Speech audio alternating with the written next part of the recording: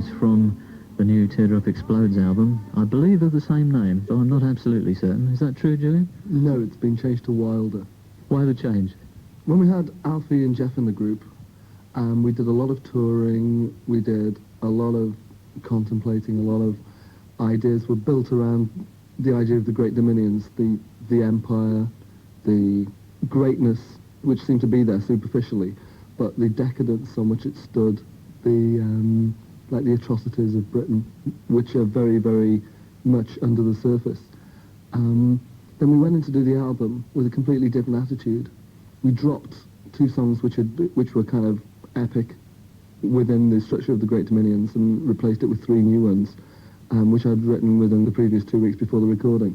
And it went so much better that the thing came out we said it sounds wilder, so we just called it Wilder. Not Wilder as in a heavy metal fist shaking, or more wilder as in just less what you would expect, which is why we formed the Teardrop Explodes in the first place.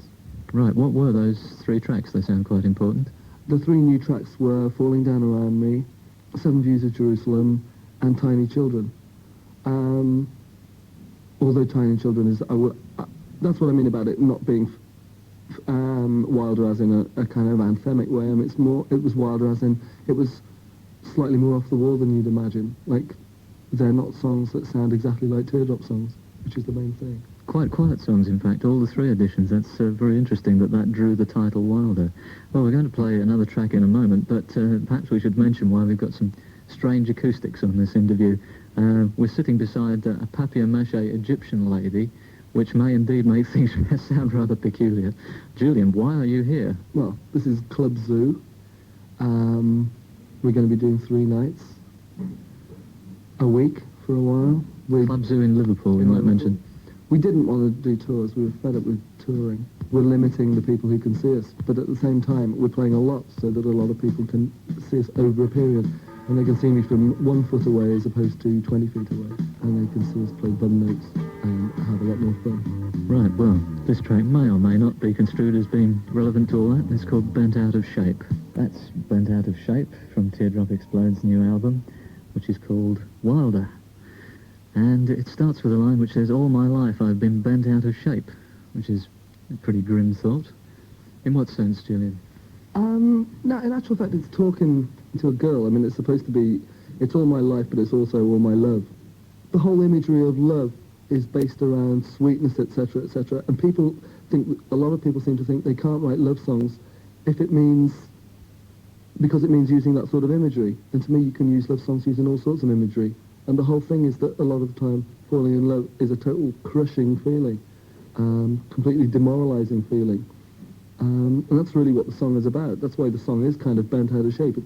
It's got a big swing beat to it, and at the same time it's got these distorted kind of almost Peruvian keyboards that go bap, bap, bap, and all these atonal things, which I love. I mean, like, the whole thing about the Teardrops, and one thing that I love in writing is sweetness contrasted with total vileness, and that's what we've really tried to get over on the album.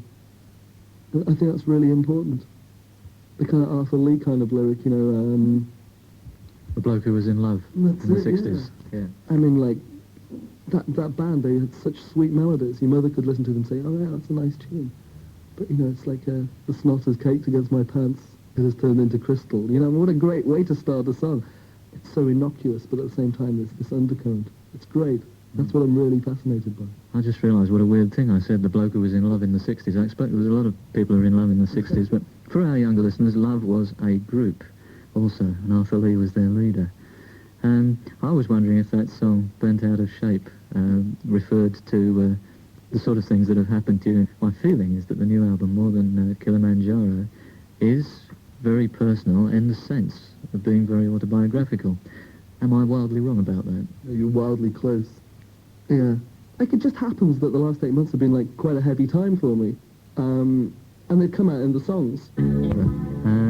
You have talked before this year about how your marriage is broken up in the course of the last few months. Is that song about that? Mm-hmm, yeah. End of discussion, I'm sure. Fighting seems to be a key word of yours to me. It was there on Kilimanjaro a lot. And here it is again, not only in that title, but elsewhere on the album. Just seems to pop out a fair deal. Never even thought about it until the other day, because I've got a new song, which is very melodic, which is another fighting song.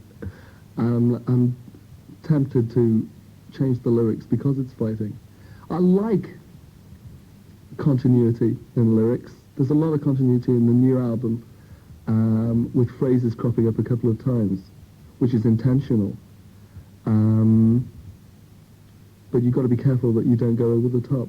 I don't want to get into a Julian Cope cliche way of writing, because I know that there is one.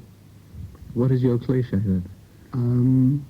I think the new single is the closest to a Teardrop Explodes song, as I could imagine. And I've got a feeling, you see, we had to release a single during the album being recorded. The Phonogram really wanted a single out. And I'm not that concerned with singles, so long as they don't, as long as they don't just make bad mistakes.